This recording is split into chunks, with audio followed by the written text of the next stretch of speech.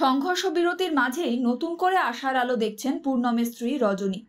এর মাঝে রবিবার রাজ্যের মুখ্যমন্ত্রী মমতা বন্দ্যোপাধ্যায়ের সঙ্গে দেখা করার জন্য আগ্রহ প্রকাশ করেছিলেন তিনি। জানা গেছে, রবিবার সন্ধ্যায় পূর্ণমের স্ত্রীর সঙ্গে ফোনে কথা বলেন মুখ্যমন্ত্রী।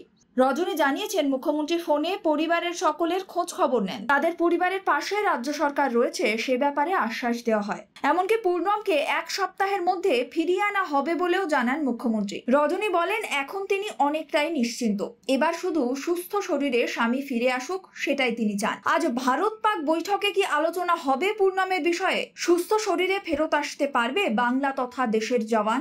অপেক্ষায় দিন গুনছে পরিবার। ঋষিয়ার বাসিন্দা বিএসএফ জওয়ান পূর্ণম কুমার সাউ টানা 19 দিন হয়ে গেছে পাকিস্তান রেঞ্জার্সদের হাতে বন্দী।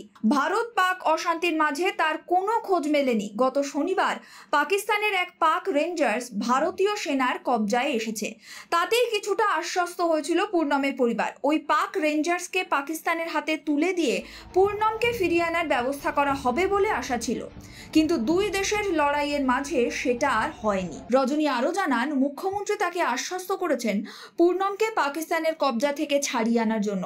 তিনি কেন্দ্রীয় সরকার এবং বিএসএফ কর্তাদের সঙ্গে কথা বলেছেন। ফলত পাকিস্তানে আটক বিএসএফ জওয়ান কবে মুক্ত হয়ে আবার দেশের মাটি এবং পরিবারের কাছে ফিরে আসে তার অপেক্ষাতেই দিন গুনছে তার পরিবার এবং গোটা দেশের মানুষ। Bureau report, sky news Bangla.